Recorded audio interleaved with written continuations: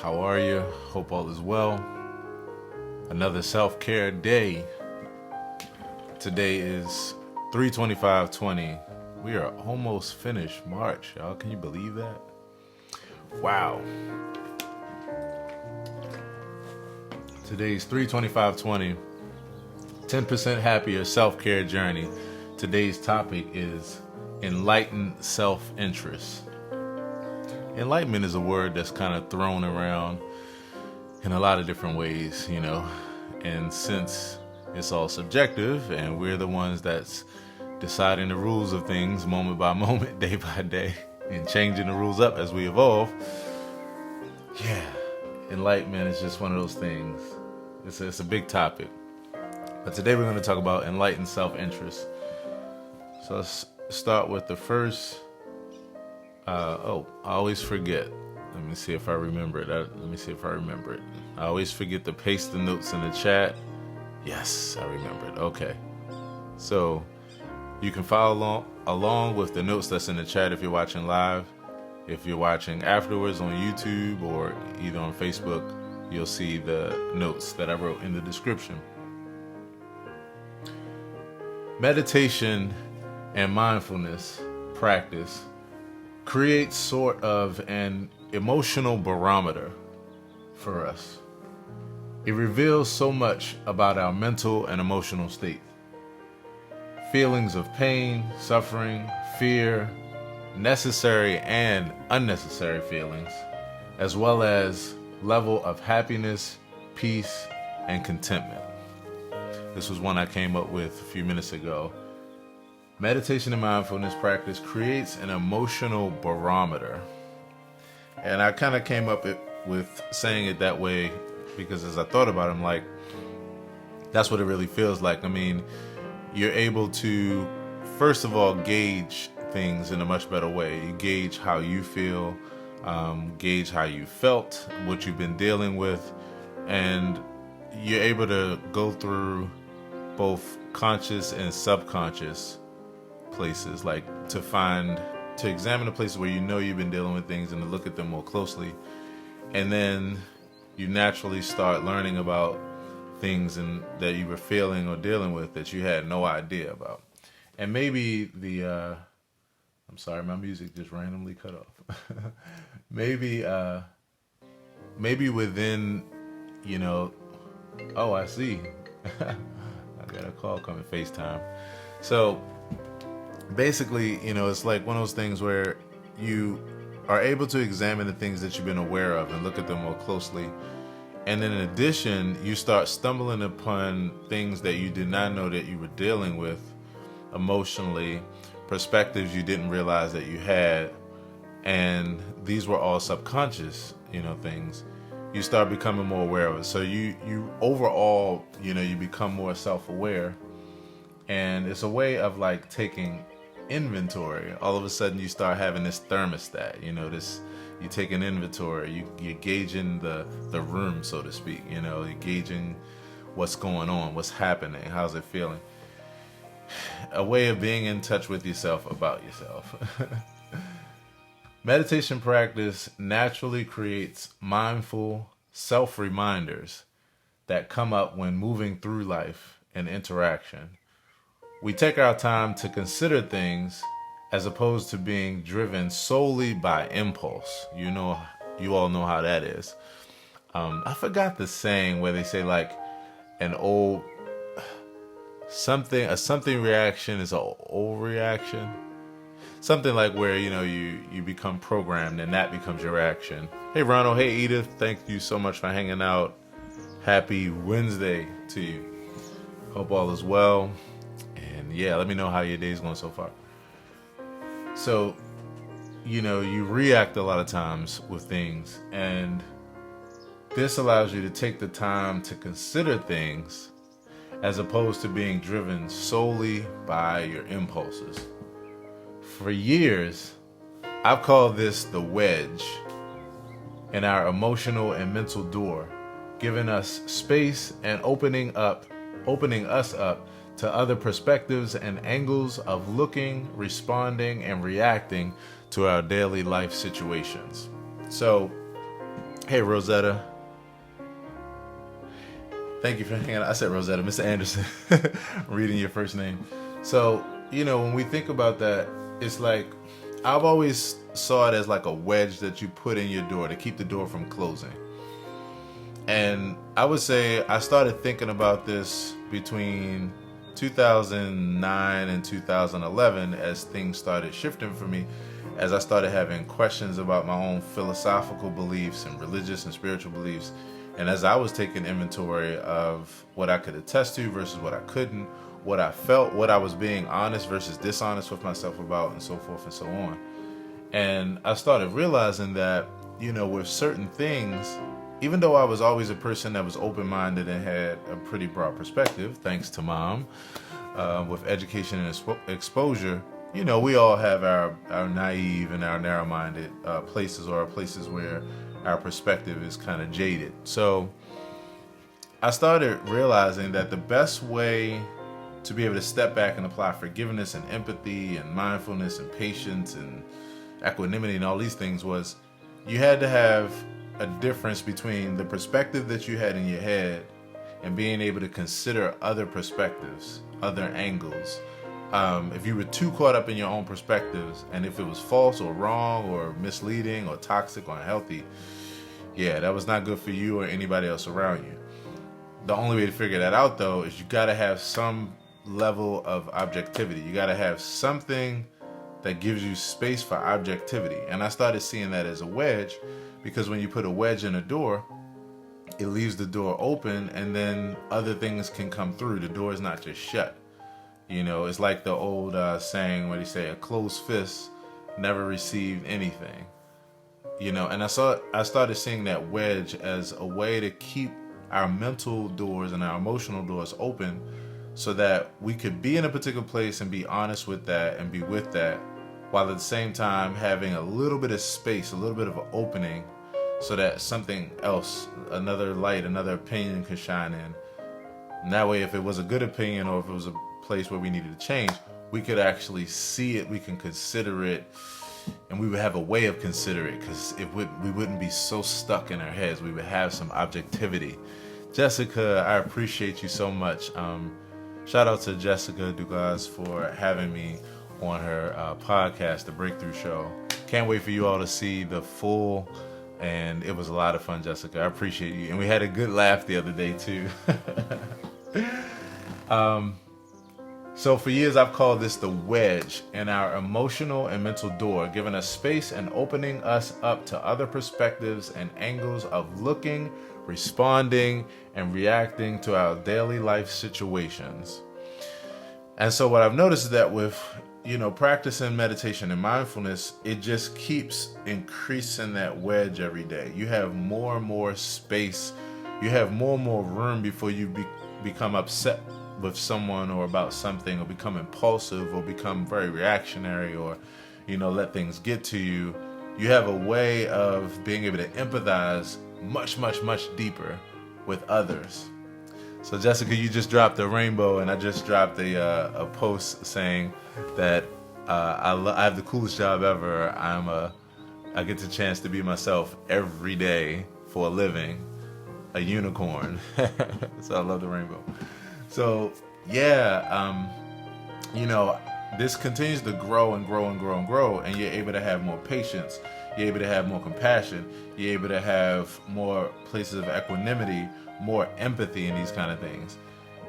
This helps you, and this helps the world around you. And the one important thing to always remember is, just because you have this space, just because you don't let things get to you as much, it does not mean the same as being passive. It does not mean you're being passive. It does not mean you're condoning things that shouldn't be condoned. It doesn't mean that you are just being naive and just letting things and people walk all over you and take advantage of you. It's completely the opposite. It's a strength within that.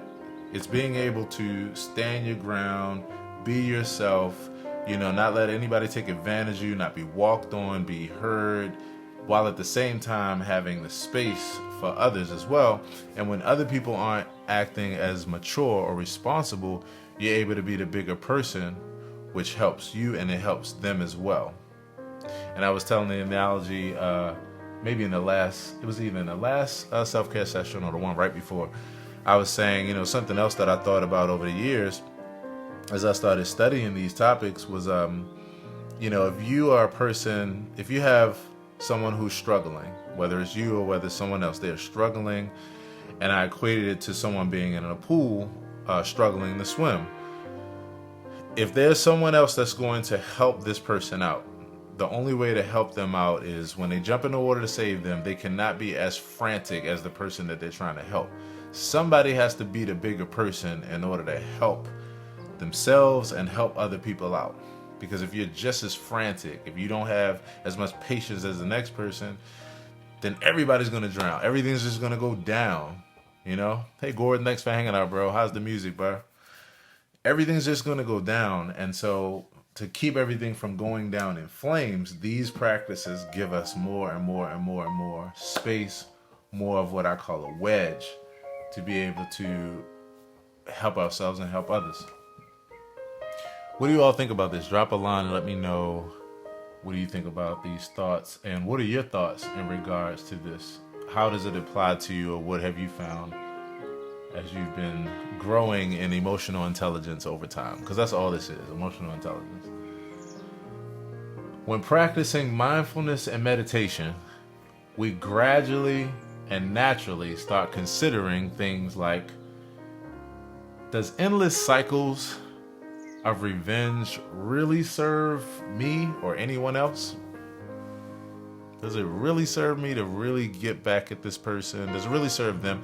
It might immediately, but then if I think about the long-term consequences, it doesn't really, if I be honest with myself, yes, I want to punch her in his goddamn mouth, in her goddamn, but really, at the end of the day, that just means that they're not going to get the point and what I'm really trying to get through to them. I'm going to need them someday. They're going to need me. It just doesn't serve me. It doesn't serve. I'm going to hurt my damn hand. My hand's going to hurt after I punch them. And I don't want my hand to hurt today.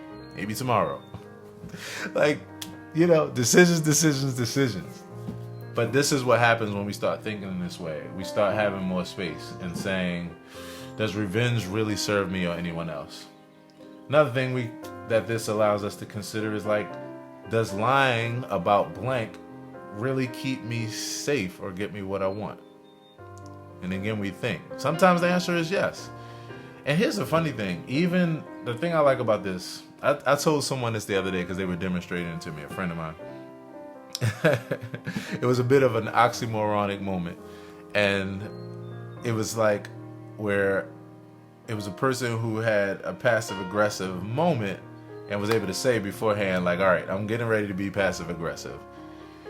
And then it was passive-aggressive. And we laughed about it. And, the deal is even when you are struggling, even when you do go in a way that you realize, this is not cool, you at least know it. You're more aware, which means you have a better chance of either not doing it, or if you do, mending it.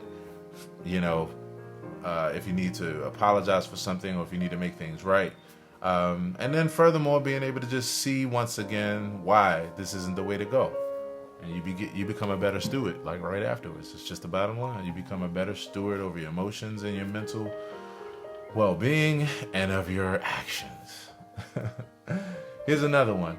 Wow, look what happened when I didn't blow up about this situation and I kept calm.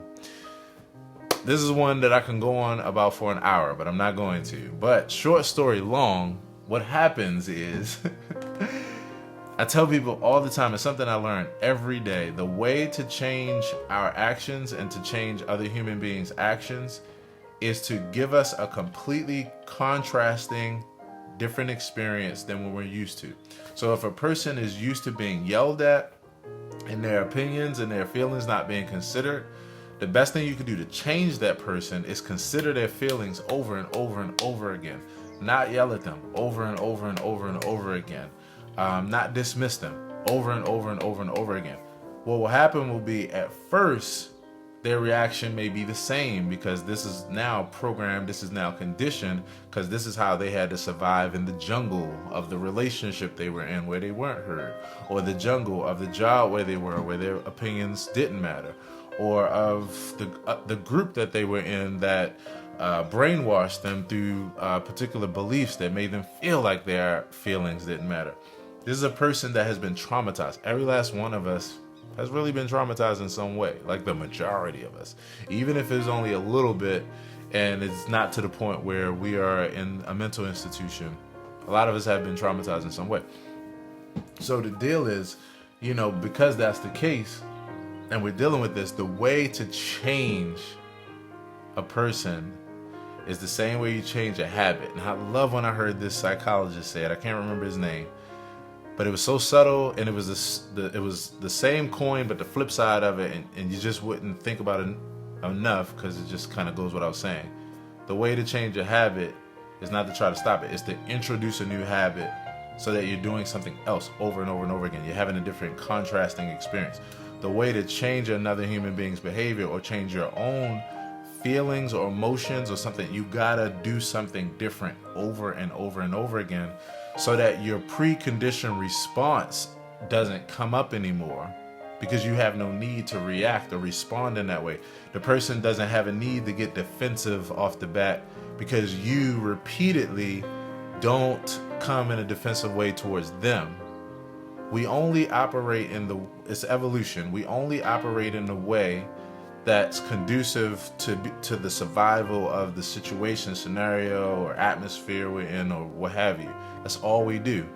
Whatever gets us the benefits and avoids the contrasting punishments or negatives. That's all we do. And after a certain point, it becomes subconscious, where it's just on autopilot. So the way to change a person is to give them a different response, a different reaction, a different thing over and over.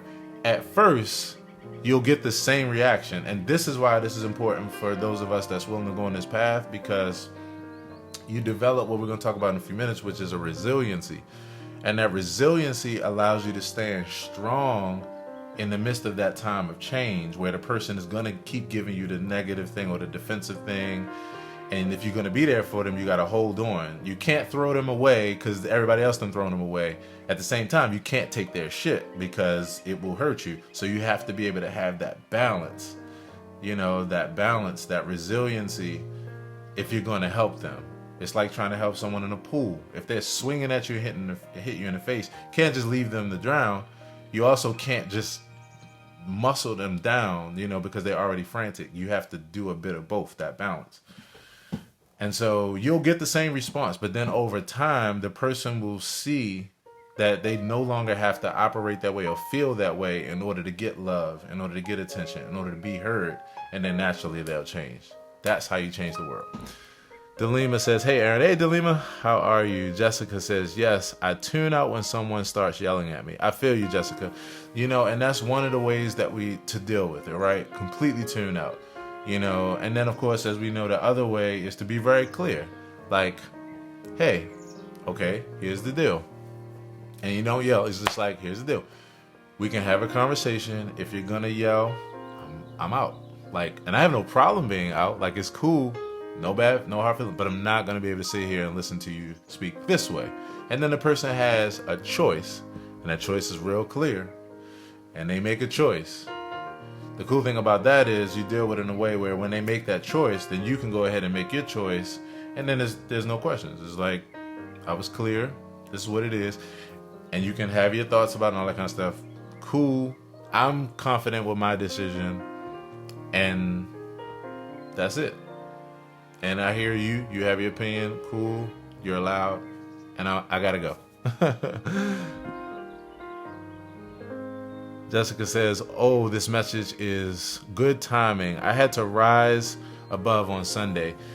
It didn't end ideally in my mind, but I just have to remember in my heart that I did my best and have come a long way. You could not have said that better, Jessica. I tell people all the time, you don't have to trust anyone else but yourself and your intentions and your heart. Like, if you mean well, And if you're doing the best that you can, then you can rest assured in that, because all you need to do is trust yourself that you had the best intentions and that you put your best foot forward, and that you're still learning. And if you messed up, that you might have messed up. Like, that's all that it takes to make peace with that kind of situation and say, hey, it didn't end the way that I wanted it to, but I did do what I was supposed to do. And the coolest part about that is, even if it didn't end the way that you wanted it to, or in a good way, even for the other party, chances are, and this is the optimistic side of me, chances are, whatever you displayed, whatever way you dealt with it, that's remembered. Even if it wasn't seen in the moment, that's remembered, because you can't mistake traits and qualities like somebody being peaceful and being respectful. Even if you're in your shit in the moment and you're in denial of that, or you just can't see. I'm optimistic that most times, unless a person is really, really dealing with such a serious mental illness that they literally can't see night from day, it's one of those things where the person's just not ready for it then, because they're in their thing. So you did the best thing that you could do by just putting your best foot forward and honoring yourself, that you come a long way with how you have dealt with that kind of thing in the past. Kudos all day long. Anybody have any other? So Delima says, if you come at me loud, I just shut you out. I feel you. And once again, Delima, I don't know if you just heard what I said to Jessica, but that's, sometimes you have to do that. I think first the thing is to try to be clear first before shut. I was just like, okay. As soon as you hear that first yell, it's like, okay, hold on a second. Usually the person will pause if they hear you like in a way where you don't just rah with them, but you're like real composed but real stern. Okay, hold on 1 second. Boom. And then you're just like, okay. So I'm okay with having this conversation, but if you're gonna yell, I'm done. It's okay, but I'm not gonna have you yell at me though. And then the person has a choice. And then from there, if they don't take heed, done. So NJ Joe says, that's me. I'm not yelling and stressing out over anything. Thank you, my brother. I appreciate you. Because yeah, I don't have time. Hey Don, one of my best friends is in the building. Hello, my friend. How are you? So yeah, okay. Here's the last one. I know we went on that hard, but thank you all for hanging out. Here's the last one. Again, this is the last of this concept where we're talking about when practicing mindfulness and meditation, we gradually and naturally start considering things like, and here's the last one, the last example. She must really feel just as awful. I'm sorry, let me start this over. Okay, I kind of miswrote it. I meant to say, this must really feel just as awful to her as it does to me. Maybe I shouldn't be so angry at her. This is empathy. And sometimes, and I remember when I started realizing this, when I was in a particular relationship with a person, and it was that kind of like stalemate in this regard, but I realized it was because of a lack of empathy on the other end. I started realizing, like, how am I able to deal with this circumstance, this situation, in a way where we're both hurting. We're both on equal playing field as far as hurting. I'm not a person to do comparisons of levels of emotional stress and all that kind of stuff and trauma. Like, no comparing, right? But at the same time, we both equally, for our own reasons, like, we're hurting.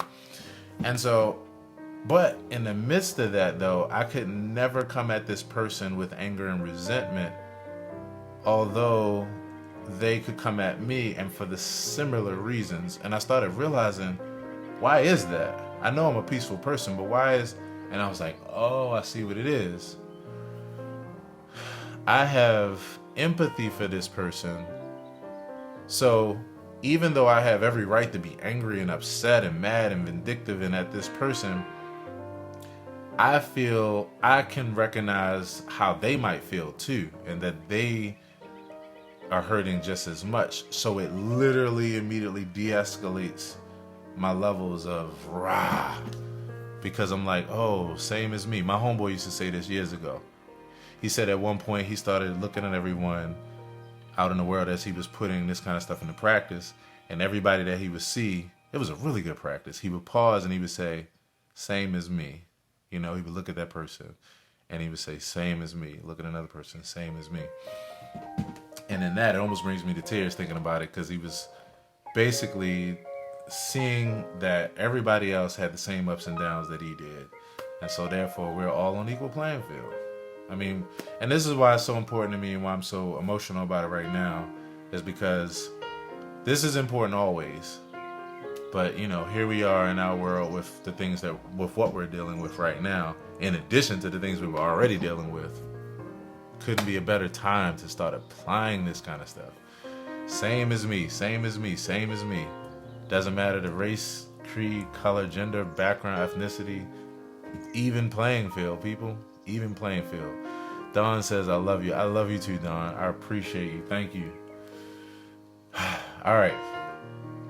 She must feel just as awful as I do. Maybe I shouldn't be so angry for her. This is empathy. Last point, and then we're done. Practicing meditation and mindfulness positively affects our morals, values, and ethics. We learn to be mindful of all of life and the world around us. We have more room for others' experience and more resiliency emotionally when needed. We also learn to have a healthy balance of selfishness and selflessness. And I put selfishness first, of course, because that's another one of those topics where we throw the baby out with the bathwater. If you don't take the time to be selfish,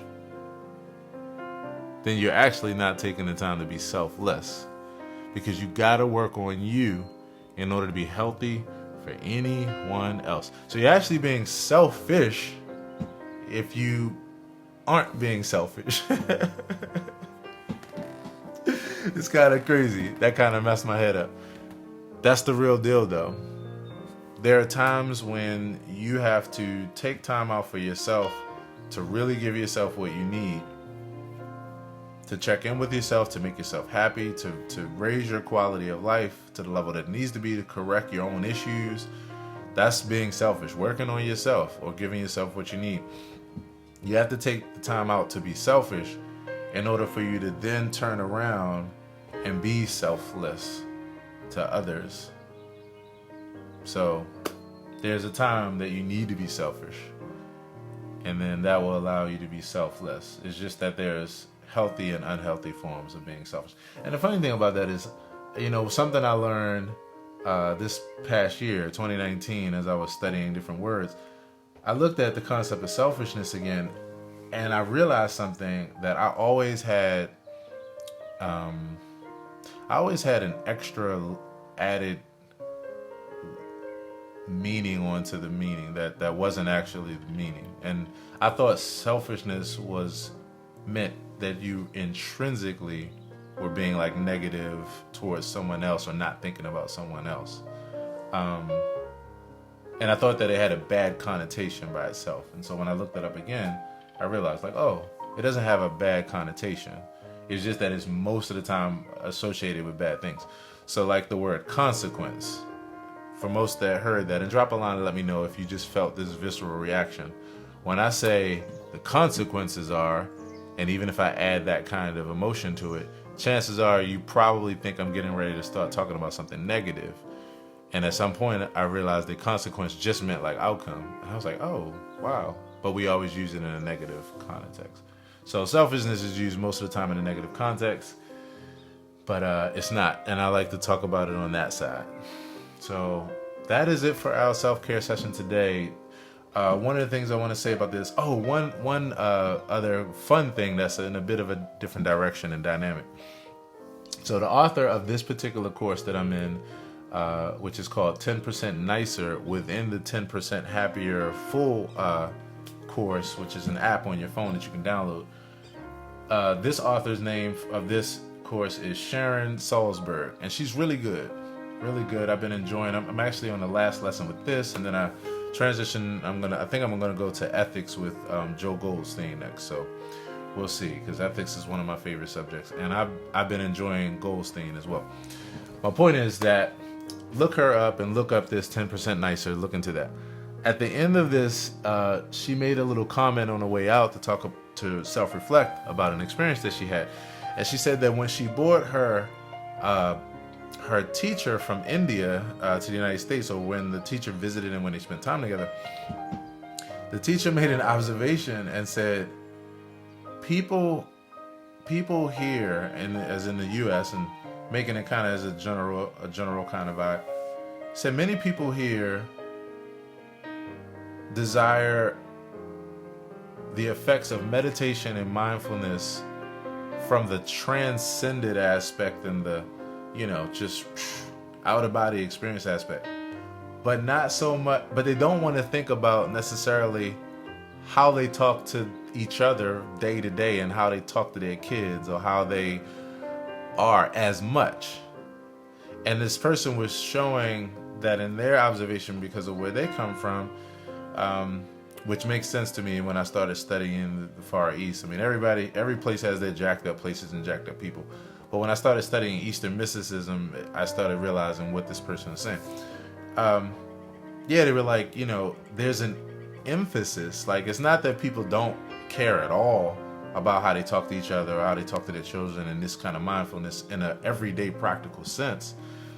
But they said that they find that the emphasis is more of an infatuation with the transcendent, like outer body on cloud nine kind of, I want to meditate and feel that experience. And she found that interesting, of course, because, that really speaks volumes to the fact that this is the thing that's all about practical, and being practical. What's up, you say? How you doing, brother? How's the music going? This thing is all about being practical and putting into practice every day. But we can easily be head in the clouds or be like not even realizing how easy and accessible it is and thinking it's some real deep thing, when it's really just about practicing emotional resiliency and practicing being able to just step back for a second and let another opinion matter or consider another situation. That's what it's all about. Hey, Jill. Jill, you're one of my favorite people. I love you. Thank you so much for hanging out. So I thought that was an interesting observation, from someone that's not from here, from the U.S. to make that observation. And I would agree, I would definitely agree. That's why I like talking about this from a secular humanist perspective, because like what we're about to do, which is settle into the 30-second meditation technique, which is us just taking a moment to take 3 deep breaths and 10 seconds to be in this place of like, my opinion isn't the only opinion that matters. Or I need to stop judging myself so much, like I'm trying my best. Just 10 seconds of like, so with that, wherever you are, you can do this. If you are at home, listening to Aaron Hill music with candles and all this kind of stuff. Or if you're just in the car driving or you're in line, whatever. You don't have to close your eyes. You can just feel it. We're just going to take 3 deep breaths together. So with that, we're going to settle in and just remember that taking a deep breath gives everything to our body, our mind, our emotions, and everything. And so we're going to practice being this way so that when we need it, we'll already be doing it. So with that, we're going to take a deep inhale through the nose and exhale through the mouth.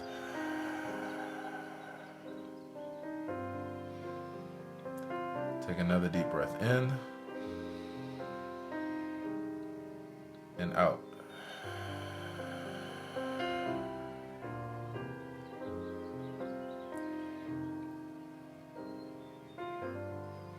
And with this final deep breath, we're just going to take a moment to just allow for space for others or how we're feeling, just in a place of being non-judgmental and just releasing it all for a second to just hold space. And we can pick it up right afterwards. But for this breath, let's just take a moment to just be at peace or to step back and look at things in a different way. So let's take a deep breath in. And last breath out.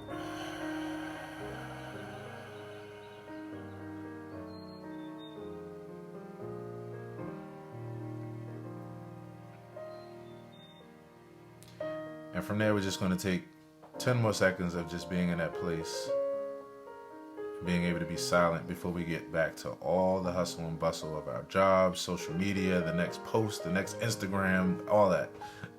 Just going to take a second to just be silent for 10 seconds.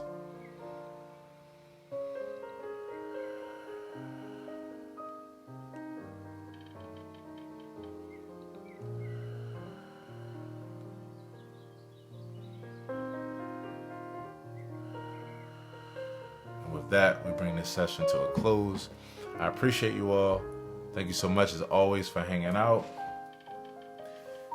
Allow yourself the moment to give to extend gratitude to yourself and to be grateful just for taking this time, even just with joining me, to take a moment to devote to your self-care. And with that, I will see you on the next self-care session, and I hope you have a great day today. Appreciate it. Take care. Be well.